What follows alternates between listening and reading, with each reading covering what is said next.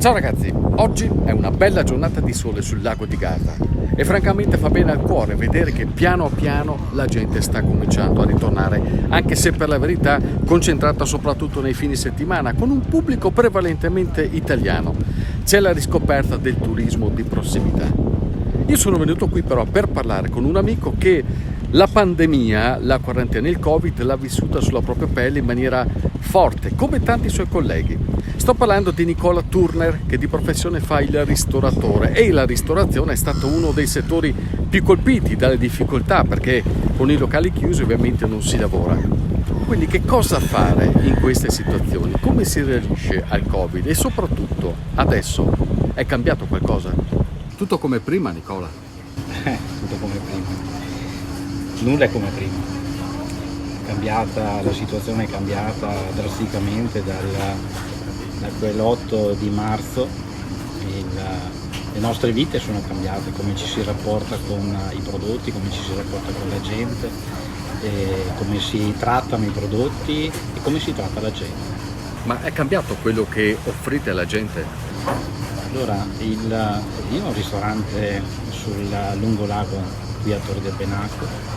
È un ristorante che principalmente è invaso dai turisti, quindi per lo più stranieri, quindi nord europei, e con varie cadenze perché non tutti vengono nello stesso periodo, quindi abbiamo sempre vissuto negli anni le stagionalità dei danesi, degli olandesi e poi dei nostri amici della Bassa Bavaria, però in tempistiche sempre ordinate, tempistiche diverse perché hanno le stagionalità diverse, no?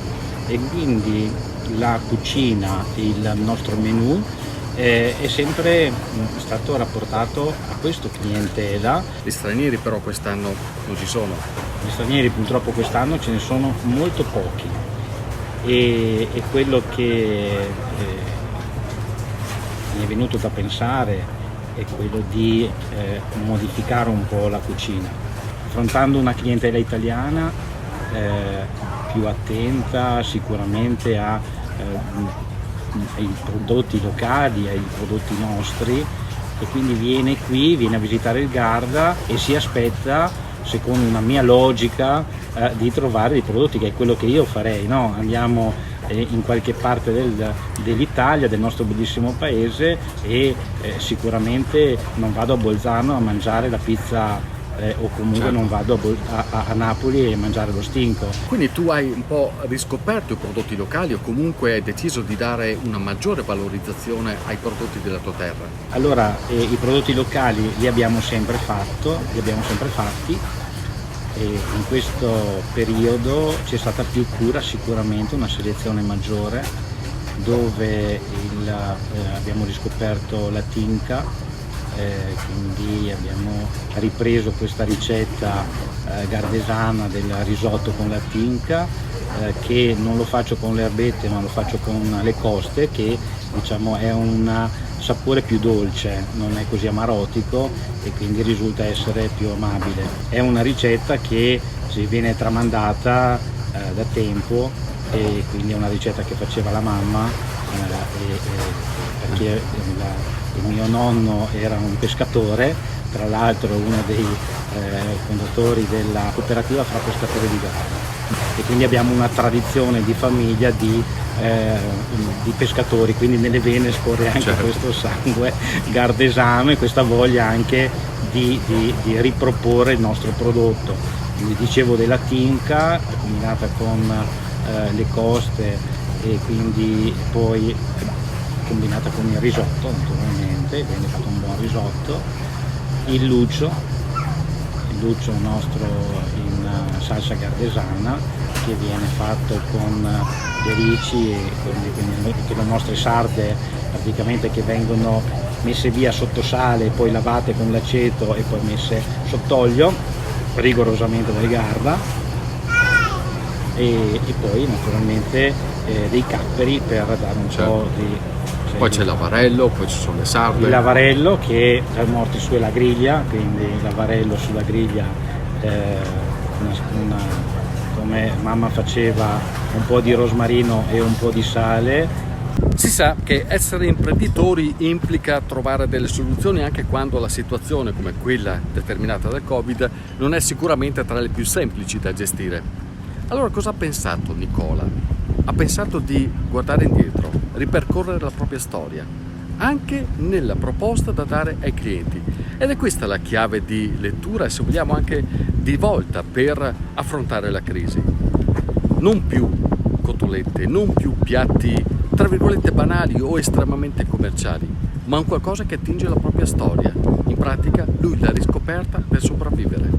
Il pensiero di trovare una soluzione un po' al gusto dell'italiano, o comunque far capire all'italiano che qui poteva trovare un prodotto diverso, un po' per catturare l'attenzione, no? E quindi non trovare il solito ristorante o le solite cose, e ha fatto sì che andassi un po' a rispolverare le vecchie ricette e anche a confrontarmi con mia mamma, che appunto anche lei è rimasta molto contenta di questa situazione.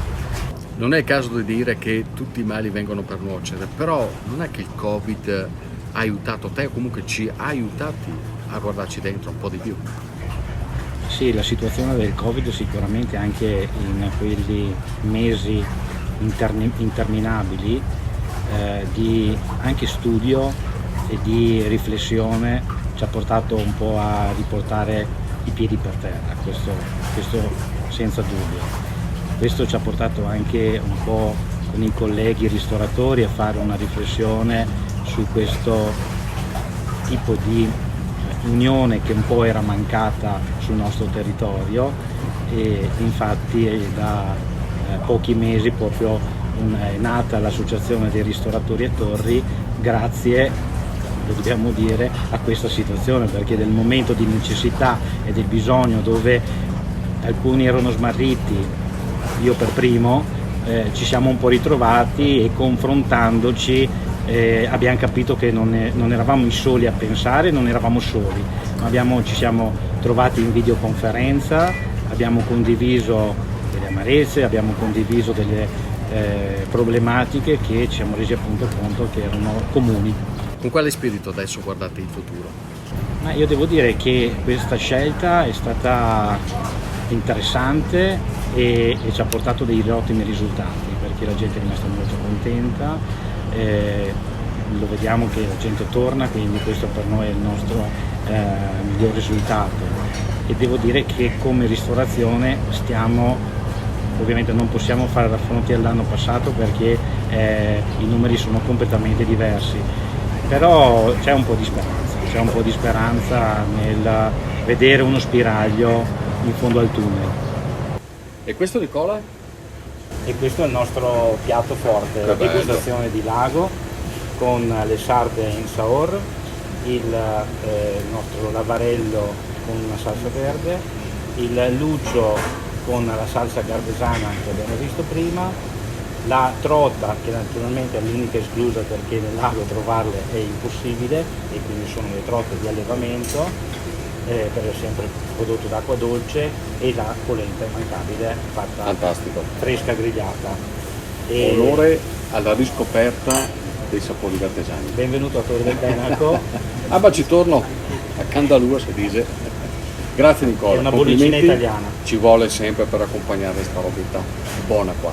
Ciao ragazzi, fatelo un salto a Torre del Benaco, perché gustare i sapori della nostra terra è sempre vincente. Cici Nicola, Sì. grazie davvero.